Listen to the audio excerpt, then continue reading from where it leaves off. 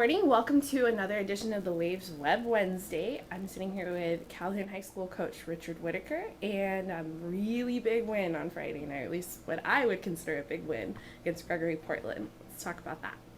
Well, it was a big win. For confidence reasons, it gave our kids a lot of confidence that we can play with anyone. We were down a little bit after losing the big game to Victoria East the week before. For district standings, it puts us back in the race.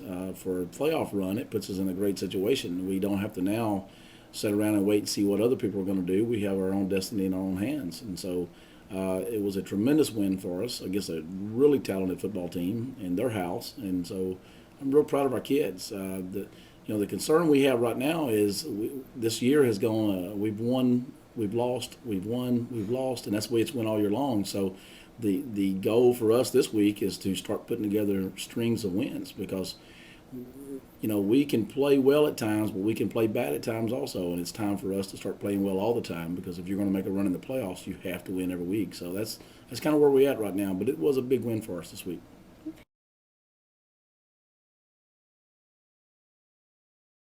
Okay.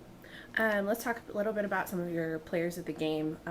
Joseph Vargas, I noticed that he's had some passing this time around, and I know a lot of people were kind of surprised about that. We haven't seen a lot of passing this season, so that's kind of a big deal.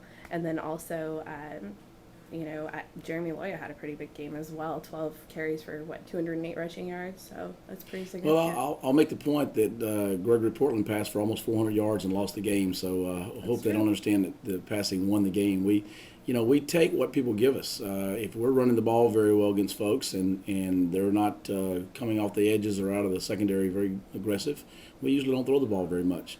If we're playing somebody that we don't match up with very well speed-wise, then we get to a disadvantage throwing the football. And if we're playing somebody that's triggering pretty hard out of the secondary to stop the run, it opens up our passing game, and that's what Gregory-Portland did for us. Their safeties were very aggressive out of the secondary, and it opened up some of the passing game for us. And we throw the ball to slow them down so we could get back to the run. So Joe had a tremendous game. I've said all year long that he throws the ball very well. I've always said that we have a good passing game when we need to throw the football.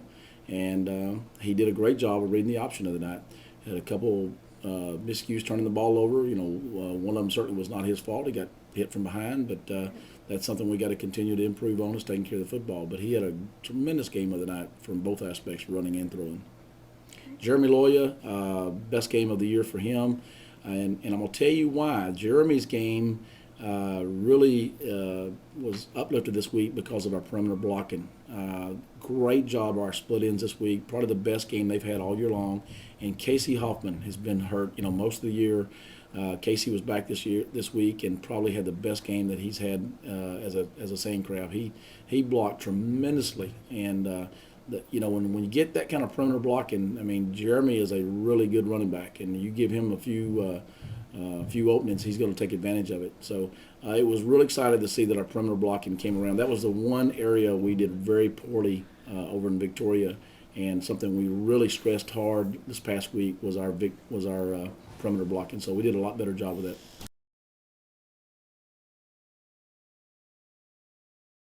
And just last thing, looking forward to this week's game against Victoria West here at home. Well, the kids and the coaches are very aware of that. We're 0 for 2 at home this year, and that's something we're very disappointed about. And we certainly want to get back on track at home for our fans and do things right in front of our home crowd.